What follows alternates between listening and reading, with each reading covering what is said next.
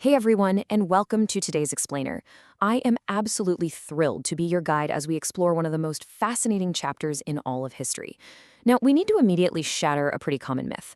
A lot of people think the American Revolution just happened overnight in 1775.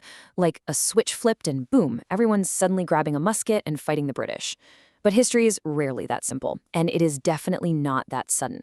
Long before a single colonist clashed with a British soldier, the people living in North America had literally spent generations learning how to govern themselves, how to defend their rights, and honestly, how to question authority. So, what does this all mean for our story? To really grasp how this transformation happened, we need to focus our lens on one central question today. What important ideas and events prepared the American colonists for independence? Keep this question right in the back of your mind as we move forward, because everything we unpack today is a crucial piece of that giant puzzle. Okay, let's dive into this. Here is our roadmap for the explainer. First, setting the colonial stage. 2, experiments in self-government. 3, traditions of English rights. 4, the Enlightenment spark. 5, the Great Awakening. And finally, 6, preparing for revolution. Let's kick things off with Section 1, setting the colonial stage. Back then, 3 major European powers were aggressively staking their claims in the Americas. Spain was laser-focused on Mexico as well as Central and South America, pulling just enormous wealth from its colonies. France headed up north to Canada, developing a highly profitable fur trade with native peoples. But England took a totally different approach. They established their 13 colonies right along the Atlantic coast of North America. And rather than just setting up trading posts or mining operations, England's unique focus was on building permanent settlements. As you'll see, it was within these permanent everyday communities that the very first seeds for our story of independence were actually planted. Moving right along to Section 2, experiments in self-government. Let's rewind a bit to 1606. The Virginia Company scores a charter to establish an English colony. Their big goal? Gain wealth, block Spanish expansion, and hey, maybe find a quick route to Asia. So in 1607, they established Jamestown. And it's pretty easy to see why they picked this exact spot. It was inland enough to defend against a Spanish attack, the water was deep enough to anchor their ships, and those surrounding marshes looked like a fantastic natural defense. But this blind pursuit of wealth immediately collided with some brutal realities. Those protective marshes? Yeah, they brought massive disease and totally unsafe drinking water. Add in severe food shortages, internal conflict, and straight-up starvation, and the colony was teetering on the brink of total collapse. In fact, their survival literally only happened because of native assistance. To put it in perspective, there were roughly 14,000 Powhatan people living in the Virginia region at the time, and the English colonists relied heavily on their deep knowledge of the land just to stay alive. Now, relations were definitely tense, but they temporarily improved when Pocahontas, the daughter of Chief Powhatan, married an English tobacco planter named John Rolfe. This is a huge turning point, because Rolfe's tobacco crop is what eventually made the struggling colony profitable. If we trace this out, it is wild how fast things change. In just over a decade, we go from a corporate charter in 1606 to desperate, starving settlers arriving in 1607 to a completely transformed society by 1619. Because the colony was growing and stabilizing thanks to that tobacco boom, the colonists had to quickly pivot from just trying to survive the winter to organizing real political action. They desperately needed a way to manage their rapidly expanding community. Now, what's really interesting about this is what goes down in that pivotal year of 1619. The Virginia planters established the House of Burgesses, which was an elected colonial legislature. This wasn't some grand, idealistic democratic experiment. It was just a raw, practical necessity. But think about the precedent this set. This early experience of actually electing their own representatives gave colonists a real taste of participating in government. So decades later, when the British tried to make decisions for the colonies without giving them a voice, the colonists pushed back because they already had a long-established history of representing themselves. Meanwhile, way further north, another incredibly dramatic survival story was unfolding. In 1620, a group of religious separatists, who we all know as the Pilgrims, left Europe. They endured a miserable 66-day voyage across the Atlantic on the Mayflower. Fun fact here, they were also running dangerously low on crucial supplies, including their daily rations of beer. Combine that with severe storms blowing them way off course, far north of the territory they actually had permission to settle, and they had to make a really tough call. Because of this geographic mistake, they were entirely outside the bounds of their original charter. They had absolutely no official laws to govern them where they landed. So what did they do? They were forced to literally invent local direct democracy on the spot before they even set foot off the ship. The adult male passengers signed what became famously known as the Mayflower Compact.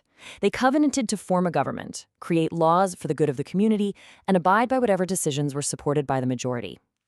Plymouth became a covenant community.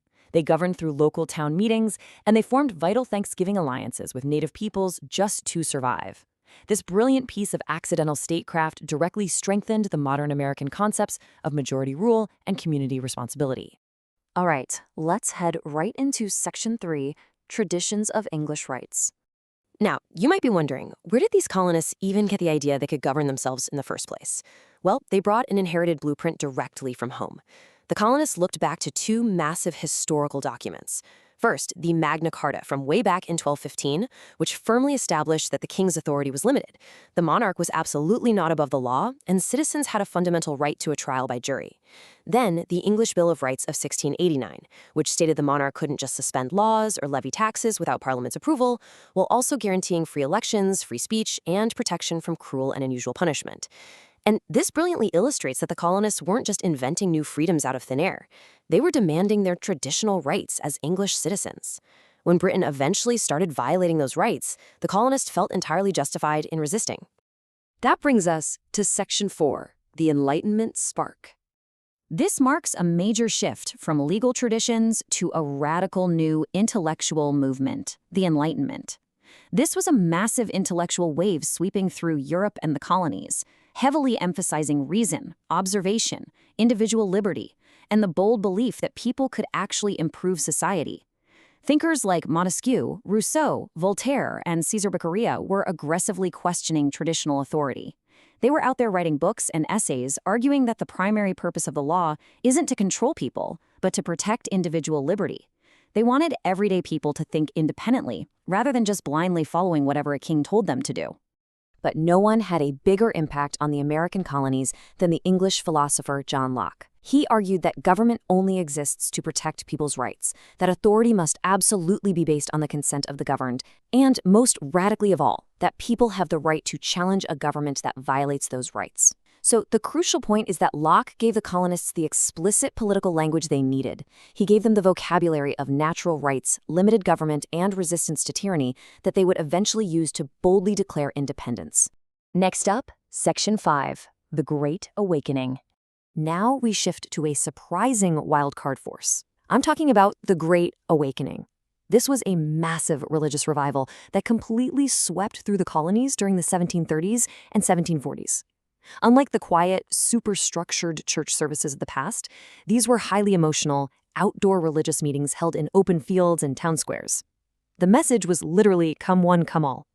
It captured this vibrant, populist energy that drew in everyday people from completely different backgrounds, classes, and regions. Let's move to and see how this builds into something politically explosive.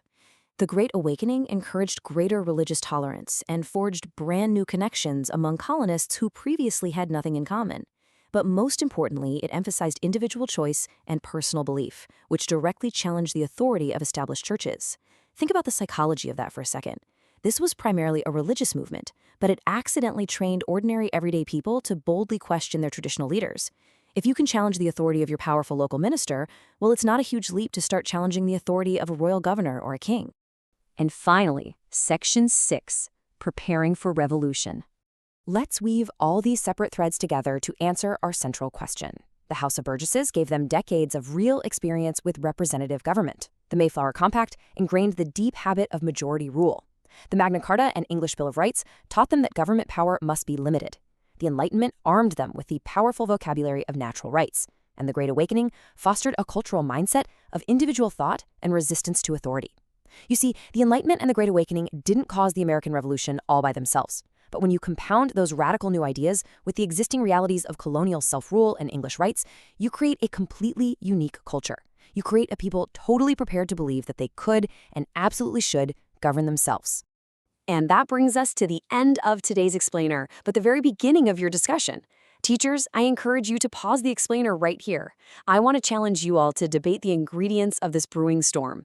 Which of these four influences do you think was the absolute most important in preparing the colonists for independence? Pick your side and make sure you can defend your answer with at least 2 historical examples we covered today. Thank you so much for exploring history with me, and happy debating.